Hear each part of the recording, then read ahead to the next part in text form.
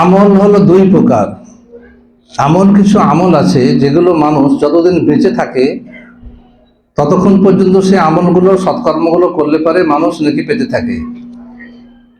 যেমন নামাজ, রোজা, কোরআন তেলাওয়াত ইত্যাদি এই আমলগুলো আছে, এগুলো মানুষ যতদিন বেঁচে থাকে ততদিন মধ্যে করতে থাকে এবং ততদিন পর্যন্ত করলে পরে নেকি পেতে থাকে। আর মৃত্যুর পর এই আমলগুলো সম্পূর্ণ বন্ধ হয়ে যায়।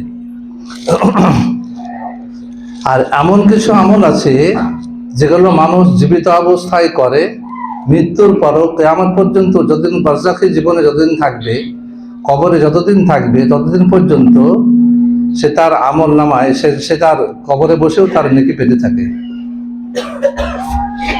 তো আমরা যারা জমিয়ত কর্মী হিসাবে চিহ্নিত, তারা আমরা এমন আমল করব যা যতদিন জীবনে বেঁচে থাকি ততদিন আমরা নেকি প্রাপ্ত হব, আর তারপরে আমাদের মৃত্যুর পর আমরা কবরে গিয়েও সে নেকির ধারাবাহিকতা বজায় থাকবে।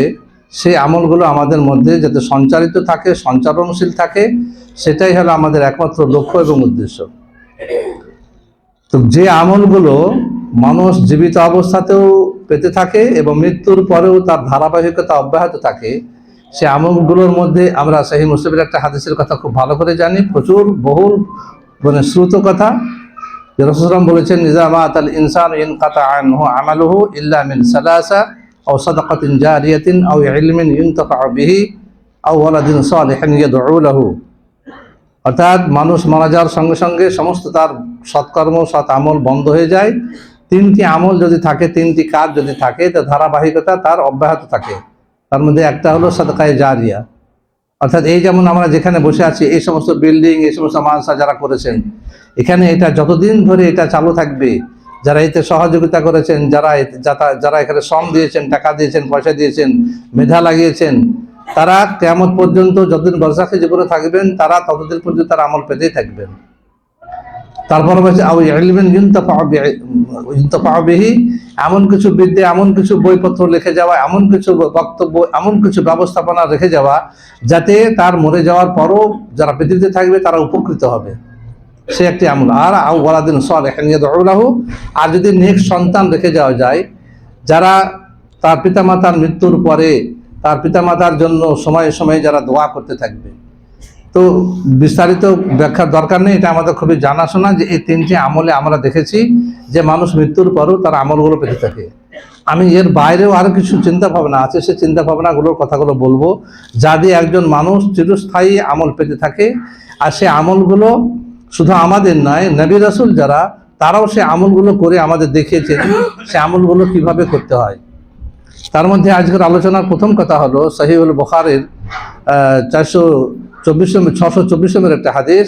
রাসূলুল্লাহ সাল্লাল্লাহু আলাইহি ওয়াসাল্লাম হযরত আলী রাদিয়াল্লাহু তাআলা আনহুকে খায়বার যুদ্ধের পরবর্তী সময়ে তাকে লক্ষ্য করে বলেছিলেন, লি আন ইয়াহদি আল্লাহু বিকা রাজুলান ওয়াহিদা খায়রুল লাকা মিন হুমরিন নাম। রাসূলুল্লাহ বলেছেন আলী রাদিয়াল্লাহু তাআলা আনহুকে, যে দাওয়াতি কাজকর্ম যদি কেউ অব্যাহত রাখে, যতদিন সে জীবনে বেঁচে থাকবে সে নেকিগুলো পেতে থাকবে, মৃত্যুর পরেও তার ধারাবাহিকতা অব্যাহত থাকবে।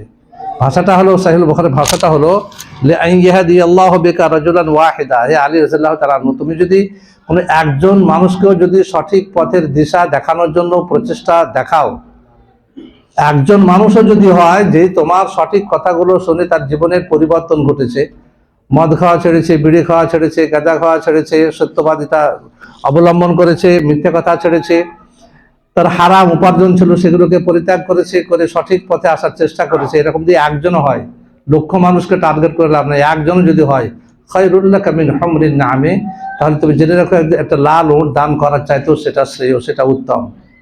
অতএব দাওয়াতি কাজকর্ম যদি কোনো মানুষের মধ্যে থাকে, তাহলে পারে মৃত্যুর পরেও তার ধারাবাহিকতা অব্যাহত থাকবে। সহিহ হাদিসের, সহিহ বুখারীর খুব সুস্পষ্ট কথা। আর একটা সহিহ মুসলিমের আর একটি কথা, সে কথাটাই তার মানে আমরা শুনবো, আমরা দেখবো একই ধরনের কথা। সেখানে রাসূল সাল্লাল্লাহু আলাইহি ওয়াসাল্লাম বলছেন, মান দাআ ইলা হুদান কানা লাহু মিনাল আজরি মিসলু উজুরি মান তাবিআহু ওয়া লা ইউনকাসু যালিকা মিন উজুরিহিম শাইআ। 674 নম্বর হাদিস সহিহ মুসলিমের।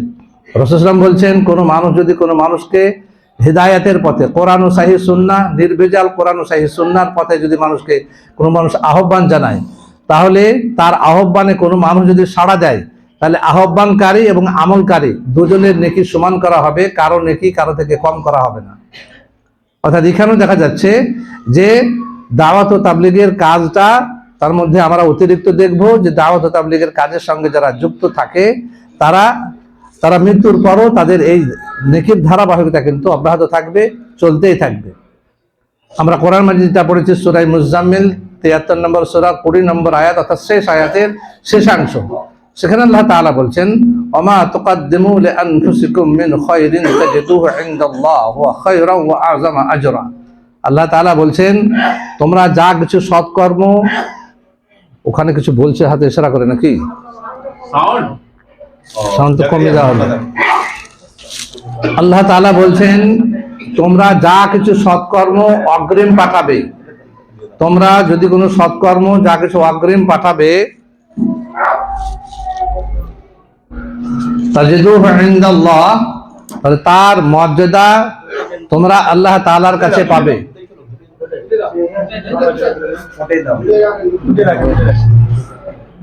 আল্লাহ তাআলা বলছেন, তোমরা যা কিছু সৎকর্ম করবে তার প্রতিদান তোমরা কিয়ামতের মাঠে পাবে, তোমরা আমার কাছে পাবে। আর সেটা কি? হুয়া খায়রান ওয়া আযমা আজরা, সেটাই হলো উত্তম এবং মহান পুরস্কার। অতএব আমরা যে সমস্ত সৎকর্মগুলো পাবো, যার নেকি অব্যাহত থাকবে, তার মধ্যে আল্লাহ তাআলা সুস্পষ্ট বলছেন, যে সমস্ত সৎকর্মগুলো তোমরা করবে তার প্রতিদান তোমরা আমার কাছে পাবে, এবং সেগুলো মহান পুরস্কার এবং উত্তম। সে মহান এবং উত্তম পুরস্কারের যে সমস্ত পুরস্কারের কথাগুলো বলা হয়েছে, সেগুলো হলো, একটা হাদিসের কথা বলবো, আস-সিলসিলাতুস সাহিহা 426 নম্বর হাদিস, আবু সাঈদ রাদিয়াল্লাহু তাআলা হাদিসের রাবী তিনি বলছেন, আল মুমিনু ইয়ালাফু ওয়া ইউলাফু, একজন মুসলমান, একজন আল্লাহ বিশ্বাসী ব্যক্তি, তাদের মধ্যে দুটি গুণ থাকবে প্রধানত। তারপরে আর একটি গুণের কথা, সর্বশ্রেষ্ঠ গুণের কথা পরবর্তী হাদিসের শেষাংশে বলা হয়েছে। রাসূল বলছেন, আল মুমিনু ইয়ালাফু ওয়া ইউলাফু, একজন আল্লাহ বিশ্বাসী বান্দার ১ নম্বর গুণ হবে, সে অন্যকে সে মানুষকে ভালোবাসবে। ইয়ালাফু, সে মানুষকে ভালোবাসবে। ওয়া ইউলাফু, এবং তাকেও লোকেরা ভালোবাসবে। ওয়ালা খায়রা ফি মান লা ইয়ালাফু ওয়া লা ইউলাফু, সে মানুষের মধ্যে কোনো কল্যাণ নেই, সে মানুষের মধ্যে কোনো মনুষ্যত্ব নেই যে অন্য মানুষকে ভালোবাসলো না, এবং ওয়ালা ইউলাফু, এবং তাকেও কেউ ভালোবাসলো না। এটা খুব সুস্পষ্ট একটি কথা। আপনি একটা বাচ্চা, ওই কত বছরের বলবো, ওই 1 বছর 1.5 বছর 2 বছরের বাচ্চাকে আপনি যেভাবে তার সাথে যে ব্যবহার করবেন, যে ভাষায় কথা বলবেন, যেমন করে যা শেখাবেন, সে বাচ্চাটা ঠিক তার ফিডব্যাক সেরকমই দেবে। আপনি যদি তুই করে বলেন, ও আপনাকে ঘুরে তুই করে বলবে। আপনি যদি আপনি বলে কথা বলেন, সে কিন্তু আপনাকে আপনি বলে আবার সম্বোধন করবে। এটা খুব বাস্তব, এটা আমরা জানি। তো আমরা জামিয়াত করতে গিয়ে যদি আমাদের ভাষা, আমাদের আচার আচরণ, মন মানসিকতা, কথাবার্তা অন্যকে প্রভাবিত করতে না পারি, তাহলে সে আমাদের দ্বারা প্রভাবিত হবে না। তার মানে আমরা কাউকে ভালোবাসতে পারিনি বলে আমরা ভালোবাসা পাইনি, আমরা কাউকে সঠিক কথা বলতে পারিনি বলে তাদেরকে সঠিক কথা বোঝানো যায়নি। তো রাসূল বলছেন যে এটা কোনো মুমিনের স্বভাব নয়। মুমিনের স্বভাব হবে সেটাই, সে অন্যকে ভালোবাসবে, ভালোবাসা দিয়ে পৃথিবী জয় করার চেষ্টা করবে, আর তার ভালোবাসার কথা শুনে মানুষেরাও তাকে ভালোবাসবে। এরকম খুব কমই হয়েছে যে একতরফা ভালোবেসেই আমি যাব, আমাকে কেউ ভালোবাসবে না। এটা সাধারণত হয় না, কিছু ক্ষেত্র আছে এমন হয়, আপনাকে সবাই ভালোবাসবে না। এই তো কালকে দেখছিলাম একটা জায়গায়, ফেসবুকের একটা জায়গায় দেখছিলাম, কেউ যদি বলে যে আমাকে সবাই ভালোবাসে, তো এর চাইতে বড় দুষ্কর্মের কথা কিছু হয় না। আমাকে একজন নামাজি, মুসল্লি, সত্যবাদী, সে আমাকে ভালোবাসবে। একজন গাঁজাখোর, মদখোর, বিড়িখোর, বেঈমান, সে আমাকে ভালোবাসবে। এটা হয় না। যদি হয় বুঝতে হবে সেটা গোলালো। সেই মানুষের প্রয়োজন নেই আমাদের। একটা মানুষকে সব ধরনের লোকই তাকে ভালোবাসবে। আশা করি এরকম কোনো মানুষ জনকল্যাণমূলক কাজ বা জনকল্যাণকর কাজের সঙ্গে সে যুক্ত হতে পারবে না, সম্ভব নয়। জনকল্যাণমূলক কাজ যদি কোনো মানুষের দ্বারা যে সম্পাদিত হয়, সব শ্রেণীর লোক তাকে ভালোবাসবে না, ভালোবাসতে পারে না। যাও, হাদিসের শেষাংশের কথা যেটা আমি বলতে চাইছিলাম সেটা হলো, খায়রুন নাস আনফাউহুম লিন নাস, রাসূলুল্লাহ বলছেন যে পৃথিবীর মধ্যে শ্রেষ্ঠ ব্যক্তিত্বের অধিকারী হলো তারাই, সেই ব্যক্তি যেটা হলো কি আনফাউহুম লিন্নাস, যারা অন্যের উপকারে অগ্রবর্তী অগ্রগণ্য ভূমিকা গ্রহণ করে অন্যের কল্যাণের জন্য। আমরা দাওয়াতে তাবলীগ গুলো আমরা নিজেরা সংশোধিত হব, আমরা অন্যকে সংশোধন করব। এই অন্যের উপকার করার কাজের সঙ্গে যারা যুক্ত নয়, রাসূল সাল্লাল্লাহু কাছে তারা শ্রেষ্ঠ মনুষ্যত্বের অধিকারী নয়। অতএব আনফাউহুম লিন্নাস খায়রুন নাস আনফাউহুম লিন্নাস, সেই মানুষের শ্রেষ্ঠ যারা অন্যের উপকারের জন্য সচেষ্ট হয়। নবী রাসূলদের জীবনের ধারাবাহিকতা যদি আমরা দেখি তাহলে দেখব তাদের চিন্তা ভাবনা গুলো ছিল সবই জনকল্যাণমুখী, সবগুলোই চিন্তা ভাবনা ছিল জনকল্যাণমুখী, অন্যের উপকার করা। একটা কবির কথা দিয়ে শুরু করতে চাইছি বিষয়টা, শুরু তো আমি আগেই করেছি। একজন কবি বলছেন আরবি ভাষা দিয়ে, অকুন রাজুলান ইন আতাউ বাদাহু ইয়াকুলুনা মাররা ওয়া হাযাল আসারু। একজন কবি বলছেন কোন রাজুলান ইন আতাউ বাদাহু ইয়াকুলুনা মাররা ওয়া হাযাল আসারু। এর সহজ বাংলা করলে পরে যেটা হয়, সহজ বাংলা একটা করা যাবে, সেটা হলো এমন জীবন তুমি করিবে গঠন, এমন জীবন তুমি করিবে গঠন, মরিলে হাসিবে তুমি কাঁদিবে ভুবন। জনকল্যাণমূলক কাজের উদাহরণ এর চাইতে রাসূল সাল্লাল্লাহু আলাইহি সাল্লামের এই কথা যে আনফাউহুম লিন্নাস, মানুষের উপকার করো, আর এটাই হলো শ্রেষ্ঠত্ব ব্যক্তিত্বের পরিচায়ক। এই গুণ অর্জন করো, যেদিন তুমি মরে যাবে সেদিন তুমি হাসতে হাসতে পৃথিবী পরিত্যাগ করবে, ছাড়বে, এবং পৃথিবীতে যারা বেঁচে থাকবে তোমার উপকারের কথা স্মরণ করে তারা কাঁদতে থাকবে। অতএব জীবনটাকে সেইভাবে যদি অতিবাহিত করতে চাই আমরা, তাহলে আমাদের ইহকালীন জীবনে কল্যাণ করা হবে, পরকালীন জীবনে কল্যাণ করা হবে। পরকালীন জীবনে মৃত্যুর পর আমরা আমাদের আমলনামাতে আমরা আমাদের কবরে থেকে তার সুফল আমরা পেতে থাকবো। নবী রাসূলদের ধারাবাহিকতাতে আমরা যদি দেখি তাহলে তারা দেখবো যে তারা কিভাবে জনকল্যাণমূলক কাজের সঙ্গে যুক্ত ছিলেন। আমি আমাদের নবীর কথা দিয়ে শুরু করতে পারি।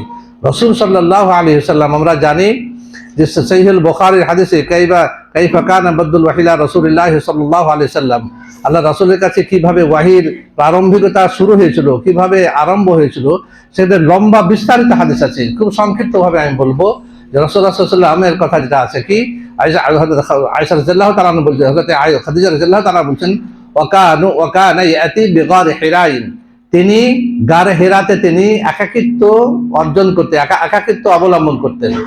ফায়াতাহান্নাসু ওয়া হুয়া তাআব্বুদুল লায়ালি যাওয়াতিল আদাদে, রাসূল সাল্লাল্লাহু আলাইহি ওয়াসাল্লাম গারে হেরাতে দিনের পর দিন তিনি সেখানে খাদ্য নিয়ে গিয়ে তিনি সেখানে ধ্যানমগ্ন থাকতেন। তারপরে আবার বাড়িতে ফিরে আসতেন, খাদিজা রাদিয়াল্লাহু তাআলা আনহা সেখানে খাবার পৌঁছেও দিতেন, আবার বাড়ি থেকে এসে তিনি আবার খাবার সেখানে নিয়েও যেতেন। এইভাবে গারে হেরাতে রাসূল সাল্লাল্লাহু আলাইহি ওয়াসাল্লাম ধ্যানমগ্ন থাকতেন, এবং সেখানে মক্কার যে পারিপার্শ্বিক যে অবস্থা, সেই অবস্থা থেকে তাকে কষ্ট দিত, সেই কষ্ট থেকে মুক্তি পেতে এবং নিজেকে আরাম দিতেই তিনি সেখানে ওই নির্জনতা অবলম্বন করতেন। আর সেই অবস্থার মধ্যে দিয়ে হাত্তা জাআহুল হক, তারপর সেই সত্য চলে আসলো, অর্থাৎ জিবরিল আলাইহিস সালামের আগমন ঘটলো। জিবরিল আলাইহিস সালাম, লম্বা দীর্ঘ হাদিস, যেখানে রাসূল সাল্লাল্লাহু আলাইহি ওয়াসাল্লামকে বুকে চেপে ধরলেন, তারপরে আরসালানি, রাসূল বলছেন যে আমাকে বুকে চেপে ধরলো, তারপর আবার ছেড়ে দিল, যে আমাকে বললো যে ইকরা, তুমি পড়ো। তা আমি বললাম লাস্তু আনা বিকারিন, আমি তো পড়তে জানি না। তারপরে ফাগাত্তানি সানিয়া, তারপরে দ্বিতীয়বার আমাকে আবারও বুকে চেপে ধরা হলো। ফাবালাগা মিনিল জুহুদ, আমি তাতে কষ্ট অনুভব করলাম। ফারসালানি, তারপরে আমাকে আবার ছেড়ে দেওয়া হলো। এইভাবে 3 বার আমাকে চেপে ধরা হলো এবং তারপর ছেড়ে দেওয়া হলো। শেষখানে আমাকে সূরা আলাকের 5টি আয়াতে কারিমা অবতীর্ণ হলো, ইকরা বিসমি রাব্বিকাল্লাযী খলাক, খলাকাল ইনসানা মিন আলাক, ইকরা ওয়া রাব্বুকাল আকরাম আল্লাযী আল্লামা বিল কলম আল্লামাল ইনসানা মা লাম ইয়ালাম। এই 5টি আয়াতে কারিমা গারে হেরাতে এইভাবে আয়াতে কারিমাগুলো অবতীর্ণ হলো। রাসূলুল্লাহ সাল্লাল্লাহু আলাইহি সাল্লাম এই আয়াতগুলো শোনার পরে দারুণভাবে ভীত সন্ত্রস্ত হয়ে পড়লেন। ফারাজা বিহা ইয়ারজুফু ফুআদুহু, তিনি গারে হেরা থেকে ভীত সন্ত্রস্ত অবস্থায় তিনি বাড়ি ফিরে আসলেন। বাড়ি ফিরে এসে খাদিজা রাদিয়াল্লাহু তাআলা আনহাকে তিনি বললেন, ফাদাখালা আলা খাদিজা ফাকালা জাম্মিলুনি জাম্মিলুনি, তুমি আমাকে বস্ত্রাবৃত করে দাও, কম্বল দিয়ে ঢেকে দাও। ফাজাম্মালুহু, খাদিজা রাদিয়াল্লাহু তাআলা আনহা আল্লাহর রাসূলকে কম্বল দিয়ে ঢেকে দিলেন। তারপরে ফালাম্মা যাহাবা আনহুর রাউ, যখন তার মধ্যে ভীতি কিছুটা যখন কেটে গেল, তিনি যখন কিছুটা সুস্থ স্বাভাবিক অবস্থা যখন ফিরে আসলো, তখন তিনি খাদিজা রাদিয়াল্লাহু তাআলা আনহাকে সমস্ত বিষয়টা বললেন যে আমি গারে হেরাতে ছিলাম, আমাকে একজন লোক আসলো, এইভাবে বুকে চেপে ধরলো এবং এভাবে পড়তে বললো এবং এই আয়াতে কারিমাগুলো আমাকে পড়ে শোনানো হলো। তিনি যখন বললেন, খাদিজা রাদিয়াল্লাহু তাআলা আনহাকে বলছেন, ইন্নী খাশিতু আলা নাফসি, আমাকে মনে হচ্ছে আমার জীবন বিপন্নতার আমি আশঙ্কা করছি, অর্থাৎ আমি এত ভয় পেয়েছি যে আমি মনে হচ্ছে যে আমি আর বাঁচবো না, কঠিন একটা অবস্থা, এমন একটা অবস্থা আমাকে গ্রাস করেছে। খাদিজা রাদিয়াল্লাহু তাআলা আনহা সেই সময় যে কথাগুলো বলেছিলেন, আমি সেই কথার দিকে আমি উদ্দেশ্য করে আমার এই অবতারণা। খাদিজা রাদিয়াল্লাহু তাআলা রাসূল বলেছিলেন, কাল্লা ওয়াল্লাহি মা ইখজিকাল্লাহু আবাদা, এটা আপনি যেটা ভাবছেন কোনোদিন তা সম্ভব নয়, কোনোদিন হতে পারে না। আপনাকে আল্লাহ কোনোদিন অপদস্থ করবেন না, আপনাকে বিপন্নতা বোধের মধ্যে ফেলবেন না। কেননা আপনার মধ্যে কি গুণগুলো আছে, আমি যে গুণগুলোর কথা বলছি, খায়রুন নাস আনফাউহুম লিন-নাস, যে গুণগুলো থাকলে পারে কোনোদিন একজন মানুষ মনুষ্যত্বের অধিকারী হতে পারে। আর খাদিজা রাদিয়াল্লাহু তাআলা আনহা তিনি বলছেন যে না, হতে পারে না। আপনার মধ্যে যে গুণগুলো আছে, এই গুণগুলো মনুষ্যত্ব বোধের গুণ, মনুষ্যত্বের গুণ। এই গুণগুলো থাকলে পারে আপনি কোনোদিনই নিন্দিত হতে পারেন না, কোনোদিনই আপনি বঞ্চিত হবেন না, আপনি ক্ষতিগ্রস্ত হতে পারেন না। 1 নম্বর হলো কি, ইন্নাকা লা তাসিলুর রাহিম, আপনি আত্মীয়তার সম্পর্ক সুদৃঢ় করে রাখেন।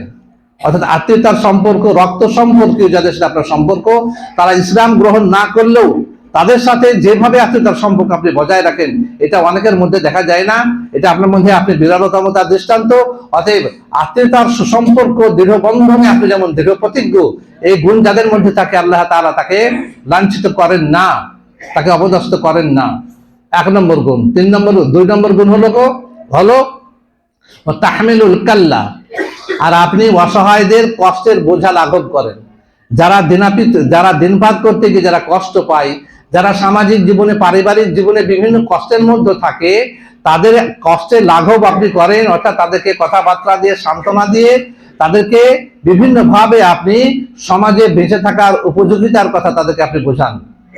3 নম্বর গুণ, তাকসিবুল মা'দুম, আর যারা অসহায় নিরাশ্রয়, তাদের আয় রোজগারের আপনি ব্যবস্থা করে দিন। যাদের আয় রোজগারের ব্যবস্থা থাকে না, আপনি আর যুক্তিতে, বুদ্ধিতে কিভাবে আয় করলে, কিভাবে কোন পন্থা অবলম্বন করলে পারে মানুষ তার পারিবারিক জীবনে আয় রোজগার করতে পেরে সামাজিকভাবে সচল থাকতে পারে, সে পন্থা এবং পদ্ধতি আপনি লোককে শেখান। এই গুণ যাদের মধ্যে থাকে, এই পরহিতকরের কোন চিন্তা ভাবনা কোন মানুষের মধ্যে যদি থাকে, তাহলে সে কোনোদিন অপদস্থ হবে না। ওয়াতাকারি উজ্জাইফা, 4 নম্বর গুণ হলো আত্মীয়তার এবং মেহমান, বাড়িতে আপনার অতিথি যারা আসে, অতিথিদের আপ্যায়নে আপনি অদ্বিতীয়, আপনার মতো অতিথি পরায়ণতা কেউ দেখাতে পারে না। অতএব এই সমস্ত গুণগুলো মানুষের মধ্যে থাকলে সে কোনোদিন নিন্দিত হয় না, অপদস্থ হয় না। আর শেষ গুণ হলো 5 নম্বর, শেষ গুণ হলো কি, ওয়াতুঈনু আলা নাওয়াইবিল হক, ওয়াতুঈনু আলা নাওয়াইবিল হক, অর্থাৎ সত্য পথে থেকে সঠিক পথে জীবন পরিচালিত করতে গিয়ে যারা বিপদের মধ্যে পড়ে, তাদেরকে আপনি সহযোগিতা করেন। কথাটা হলো তুঈনু আলা নাওয়াইবিল হক, এবং সৎ পথে থেকে পবিত্র জীবন যাপন করার চেষ্টা করতে গিয়ে যারা সামাজিক দিক থেকে, বিভিন্ন দিক থেকে যারা লাঞ্ছিত হয়, বঞ্চিত হয়, তাদের আপনি যথাযথভাবে তাদের উদ্ধারে আপনি ব্যবস্থা করেন, তাদেরকে আপনি সহযোগিতা করেন। গাঁজা খেয়ে, মদ খেয়ে, লটারির টিকিট কেটে সর্বশান্ত হলে পারে সেগুলোকে উত্তরণের জন্য সাহায্য সহযোগিতার যতখানি প্রয়োজন আছে, তার সাথে প্রয়োজন আছে তাদেরকে সঠিক কথা বোঝানো। গাঁজা খেলে, মদ খেলে, বিড়ি খেলে, আরো সমস্ত চুরিদারি ইত্যাদির সঙ্গে যুক্ত থাকলে পারে মানুষ লাঞ্ছিত হয়, তার সমস্ত কিছু ধ্বংস হয়ে যায়। এই কথাটা তাকে যথাযথভাবে বুঝাবার কথাটা কোনোদিনই ছাড়া যাবে না। যতদিন পারা যাবে ততদিন তাকে সে কথা বুঝিয়ে যেতে হবে। কিন্তু এই কথা শোনার পরও যারা এই সমস্ত কথাকে মানতে চায় না, সর্বশান্ত হবে, লাঞ্ছিত হবে, বঞ্চিত হবে, তাদেরকে আর অর্থ সাহায্য দিয়ে, হালাল অর্থ সাহায্য দিয়ে তাদেরকে আর কোনো রকমের দেখাশোনা করার দরকার নাই। অতএব এই সহিহুল বুখারীর খাদিজা রাদিয়াল্লাহু তাআলা আনহার আল্লাহ রাসূলের সম্বন্ধে যে কথাগুলো, সেগুলো কতখানি মানবিক দিক থেকে উৎসারিত। অতএব দেখা যাচ্ছে এখানে যতগুলো কথা ছিল, সে সমস্ত কথার মূল ছিল যে আনফাহুম লিন-নাস, অর্থাৎ মনুষ্যত্বের বিকাশ সাধনের জন্য আপ্রাণ চেষ্টা চালিয়ে যাওয়া। এরকম চেষ্টা যদি কোনো মানুষের মধ্যে থাকে, তাহলে পরে সে মানুষ কোনদিন লাঞ্ছিত হবে না, অপদস্থ হবে না। আর এই গুণগুলোই হলো একজন মানুষের পক্ষে অত্যন্ত প্রয়োজন। আর আমরা যারা জামিয়াতের কর্মী, তাদের মধ্যে এই গুণগুলোর সঙ্গে পরিচিত হতে হবে। রাসূল সাল্লাল্লাহু আলাইহি ওয়াসাল্লামের যে গুণগুলো দ্বারা তিনি গোটা পৃথিবীর মধ্যে বিখ্যাত হয়ে আছেন, সেই গুণগুলোর সঙ্গে পরিচিত হতে হবে এবং সেই গুণগুলো অর্জন করার চেষ্টা করতে হবে। আমরা হাদিসের ভাষায় দেখতে পাই হযরত আবু বকর রাদিয়াল্লাহু তাআলা আনহু তারা কতখানি আল্লাহ রাসূলের কতখানি সমর্থক ছিলেন, কতখানি সঙ্গ দিতেন। তার একটা হাদিস সহিহ বুখারীর 2297 নম্বর হাদিস। তিনি যখন মক্কা থেকে আল্লাহ রাসূলের সঙ্গে যখন তিনি হিজরত করবেন, এরকম যখন অবস্থা, তখন মক্কাতে কিছু লোকেদের কাছে খবরটা পৌঁছে গেছিল যে আবু বকরও মক্কা থেকে চলে যেতে চাইছেন বা চলে যাবেন। ইবনু দাগিনা একজন মুশরিক, তিনি জানতে পেরেছিলেন, আগে থেকেই তার মধ্যে কাছে কিছু খবর ছিল। তো তিনি আবু বকর রাদিয়াল্লাহু তাআলা আনহুকে সম্বোধন করে যে কথাগুলো বলেছিলেন, আল্লাহ রাসূলের যে মধ্যে যে গুণগুলোর কথাগুলো আছে, আবু বকর রাদিয়াল্লাহু তাআলা আনহুর মধ্যে একই কথাগুলো বর্ণিত হয়েছে, শুধু একটু আগে আর পরে। আমি শব্দগুলো ঠিক সেইভাবে পড়ে শোনাবার আমি চেষ্টা করব। ইবনু দাগিনা বলেছিল, ইন্না মিসলাকা লা ইখরাজু লা ইখরাজু ওয়া লা ইখরাজু। ইবনু দাগিনা বলেছিল যে আমরা তো শুনছি যে হে আবু বকর তুমি চলে যাবে, ইন্না মিসলাকা লা ইখরাজু ওয়া লা ইখরাজু, তোমার মতো মহান ব্যক্তিত্বের অধিকারী মক্কা ছেড়ে চলে যেতে পারো না, আর তোমার মতো বিখ্যাত মানবতার অধিকারী লোককে মক্কা থেকে তাড়িয়ে দেওয়াও যায় না। তোমার মতো লোক চলেও যেতে পারে না, তোমার মতো লোককে তাড়িয়ে দেওয়াও যায় না। কেননা তোমার মধ্যে কি গুণ আছে? তোমার মধ্যে 1 নম্বর গুণ আছে কি? তাহমিলুল কাল্লা ওয়া তাকসিবুল মাদুম। তুমি যারা অভাবী তাদেরকে কষ্টের বোঝা লাঘব করো, এবং যারা অসহায় নিরাশ্রয় তাদের তুমি রোজগারের ব্যবস্থা করো। ওয়া তাকরিবুজ যায়ফা, তুমি আত্মীয়তার বন্ধনকে তুমি যারা অতিথি আসে তোমার বাড়িতে, তাদের তুমি যথাযথভাবে তাদের আপ্যায়ন করো। ও তুঈনু আলা নাওয়াইবিল হক, এবং যারা সৎ পথে থেকে যারা জীবনে বিপর্যস্ত হয়েছে সেই সমস্ত অসহায় লোকেদের তুমি সঠিকভাবে তাদের সাহায্য করো। অর্থাৎ এখানে শুধু ইন্নাকা লাতাসিলুর রাহিমা, আল্লাহ রাসূলের সঙ্গে যেটা ছিল সেটা বাদ দিয়ে সমস্ত কথাগুলো একটু আগে আর পরে করে বর্ণনা করা হয়েছে সহিহ বুখারী 2297 নম্বর হাদিসে। অর্থাৎ আবু বকর রাদিয়াল্লাহু তাআলা সম্বন্ধে একই শব্দগুলো জোড়ে দেওয়ার অর্থটাই হলো যে রাসূল সাল্লাল্লাহু আলাইহি ওয়াসাল্লামের গুণের কতখানি তারা সাদৃশ্য গ্রহণ করেছিলেন, সে গুণগুলো তারা কতখানি গ্রহণ করতে পেরেছিলেন, এবং পৃথিবীর বুকে তারা যে চিরস্মরণীয় হয়ে আছেন, এই জন্যই হয়ে আছেন। অর্থাৎ আমরা যারা জামিয়াতের যারা কর্মী, তারা এই মনুষ্যত্বের বিকাশ সাধনকারী সঞ্চারণশীল আমলগুলো, অর্থাৎ আনফাউহুম লিন্নাস, অন্যের উপকার করা, সেই কাজগুলোর সঙ্গে পরিচিত হতে হবে। অবশ্য কোরআন মাজিদের দৃষ্টিভঙ্গিতে সেটা হলো কি, সূরা মাইদা 3 নম্বর আয়াতের কথা আল্লাহ তাআলা বলেন, তাআওয়ানু আলাল বিররি ওয়াত তাকওয়া ওয়া তাআওয়ানু আলাল ইসমি ওয়াল উদওয়ান। ন্যায়ের পক্ষে থেকে, হকের পথে থেকে, সত্য পথের প্রতীক যারা, যেখানে সত্য, যেখানে পথের আছে, সেই কাজে তোমরা একে অপরের সহযোগিতা করো। আর পাপের কাজে, সীমালঙ্ঘনের কাজে একে অপরকে সহযোগিতা করার দরকার নাই। যেখানে নেকির কাজ, যেখানে আল্লাহ রাসূলের দিনের সম্ভাবনা থাকবে, যেখানে মানুষকে সঠিক পথে ঘুরিয়ে আনা যাবে, সেই জায়গাতে একে অপরের সহযোগিতা করো, পাপের কাজে নয়। এবং সীমালঙ্ঘনের কাজে একে অপরকে সহযোগিতা করা যাবে না, পাপের কাজে সহযোগিতা করা যাবে না। সুস্পষ্ট কথা, আমরা এগুলো খুব সহজে বুঝতে পারবো, এগুলো তার ব্যাখ্যা করার দরকার নেই।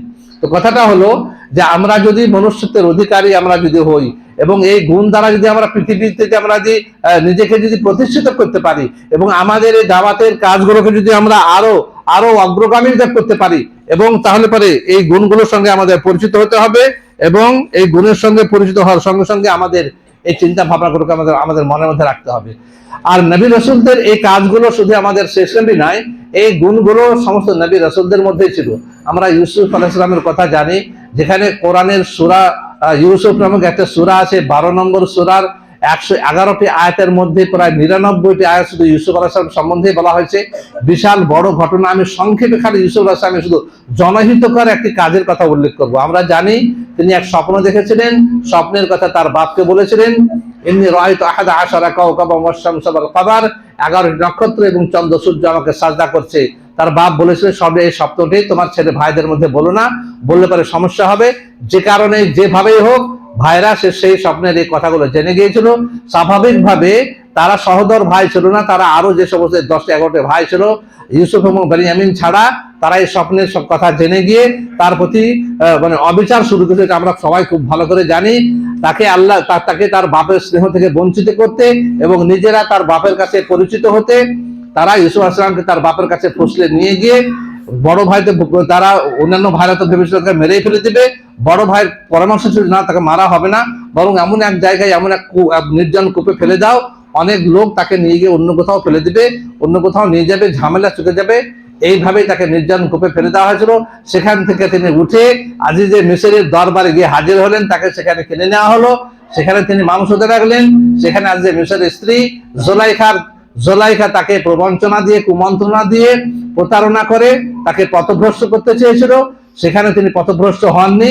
লাউলা বুরহান রাব্বি, যদি তার মধ্যে আল্লাহ তাআলার দৃষ্টান্ত যদি তার সামনে না থাকতো, লাকাদ হাম্মাত বিহি ওয়া হাম্মা বিহা, মানবীয় দিক থেকে তিনি নবী ছিলেন, কিন্তু মানবিক দিক থেকে তার যে মধ্যে যে ধারণাগুলো ছিল সেগুলো থাকাই স্বাভাবিক।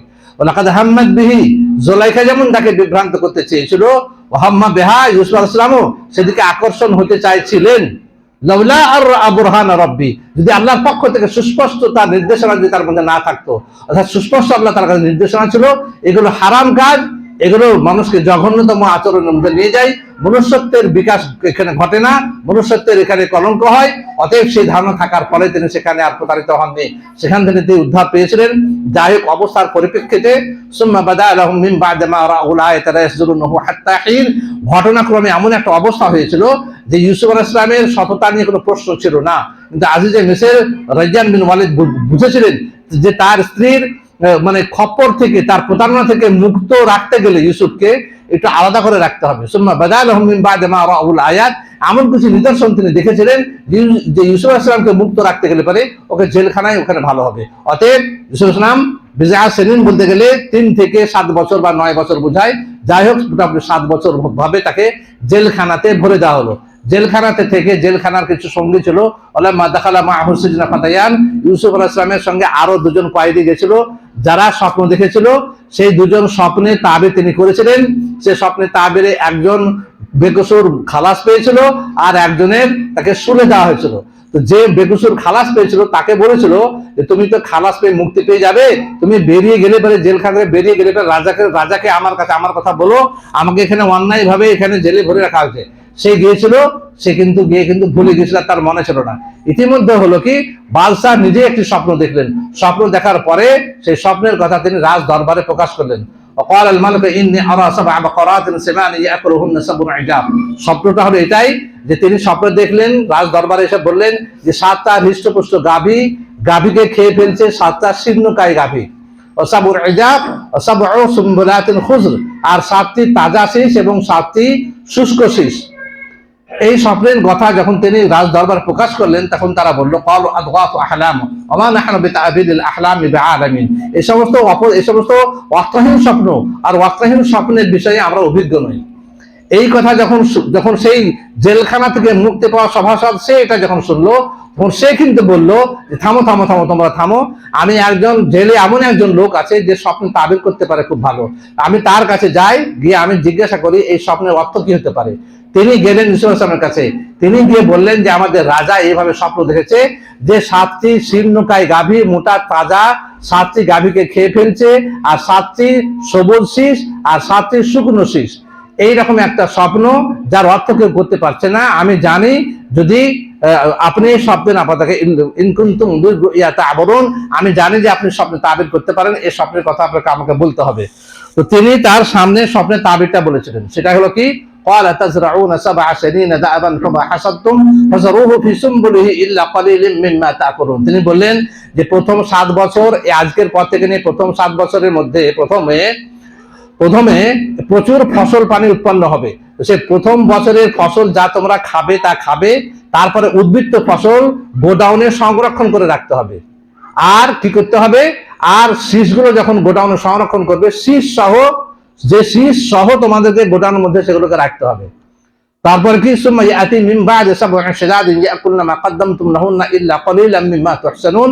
তারপরে ওই পরের বছরে যে আবার যে দুর্ভিক্ষ দেখা দিবে, সেই দুর্ভিক্ষ যাবে সাংঘাতিক দুর্ভিক্ষ হবে, পরবর্তী বছরে গোডাউনে মজুদ করা খাবারগুলোকে রেশনিং ব্যবস্থার মধ্য দিয়ে তাকে সুষমভাবে বন্টন করতে হবে, এই অবস্থার মধ্য দিয়ে চলবে। পরবর্তী বছর দেখা যাবে প্রচুর পরিমাণে ফসল হবে, মানুষের মধ্যে সুখ স্বাচ্ছন্দ্য ফিরে আসবে। অর্থাৎ মূল কথা ছিল যে উদ্বৃত্ত সম্পদকে সুন্দরভাবে রেশনিং ব্যবস্থার মাধ্যমে ওগুলোকে জমা করে রাখা, এবং পরবর্তী সময়ে যখন দুর্ভিক্ষ দেখা দেবে, সে দুর্ভিক্ষের বছরে সেগুলোকে সুষম বন্টনের মধ্য দিয়ে ব্যবস্থাপনা গ্রহণ করতে হবে। তারপরে তিনি বললেন এগুলো করবে কে? এই স্বপ্নের ব্যবস্থা, এই স্বপ্নের কথা শুনে রাজা বললেন যে এত সুন্দর যে স্বপ্নের ব্যাখ্যা দিতে পারে, অকাল আল মালিক উতুনি আস্তাগফিরু লিনাফসি, এত সুন্দর যে স্বপ্নের ব্যাখ্যা দিতে পারে সে লোকটিকে আমার কাছে নিয়ে এসো। ফালাম্মা কাল্লামাহু ক্বালা ইন্নাকা আল-ইয়াওমা লাদাইনা মাকিনুন আমিন। ইউসুফ আলাইহিস সালামকে যখন রাজার কাছে নিয়ে যাওয়া হলো, রাজা তখন তাকে বললেন যে যারা এত সুন্দর স্বপ্নের ব্যাখ্যা দিতে পারে তার স্থান জেলখানা নয়, তার স্থান আমার পাশে, তুমি এখানে বসো। ইন্না লাদাইনা মাকিনুন আমিন, তোমার মতো একজন বিশ্বস্ত, একজন অভিজ্ঞ লোক আমার রাজ পরিচালনার জন্য একজন অত্যন্ত লোক প্রয়োজন। ইউসুফ আলাইহিস সালামকে কাছে ডেকে যখন সম্মান দেওয়া হলো, ইউসুফ আলাইহিস সালাম বললেন যে রাজা বাদশাহ রাজিয়ান বিন ওয়ালিদ আপনাকে যে কথাগুলো বলেছি সামনে তাবির, সেই সঙ্গে আরেকটি কথা আমার বলতে বাকি আছে, সেটা হলো কি? ক্বালা জাআলনি আলা খাযাইনিল আরদ ইন্নী হাফিজুন আলিম, আমাকে এই সুষম রেশনিং ব্যবস্থার দায়িত্ব আমাকে দেন। এই যে উদ্বৃত্ত প্রচুর পরিমাণে খাবার হবে, উদ্বৃত্ত পরিমাণ খাবারকে গোডাউন করতে গুদামজাত করতে হবে, তাকে পরবর্তী সময়ে যখন দুর্ভিক্ষ যখন দেবে তখন আবার সুষম বন্টনের ব্যবস্থা করতে হবে, যেটা এই ব্যবস্থাপনার দায়িত্বটা আমাকে দিন। ক্বালা জাআলনি আলা খাযাইনিল আরদ, আমি ঘটনাটা এই জন্য বলছিলাম যে ইউসুফ আলাইহিস সালাম তখন বলেছিলেন ক্বালা জাআলনি আলা খাযাইনিল আরদ, আমাকে এই ব্যবস্থাপনার মালিক বানিয়ে দিন। ইন্নী হাফিজুন আলিম, আমি সুসংরক্ষণকারী এবং আমি এই বিষয়ে অভিজ্ঞ। অর্থাৎ কিভাবে গুদামজাত করতে হবে এবং কিভাবে পরবর্তী সময় তাকে সুষম বন্টনের মধ্য দিয়ে দেশের লোকেদের দুর্ভিক্ষ দূর করতে হবে, জনগণের কল্যাণ কিভাবে করতে হবে, এই বিষয়টা আমার মাথায় যা আছে আপনার মাথায় সেটা নাই। অতএব এই দায়িত্ব আমাকে দেওয়া হোক, এই দায়িত্বটা আমি সঠিকভাবে পালন করব। আমি বলতে চাইছিলাম যে যেখানে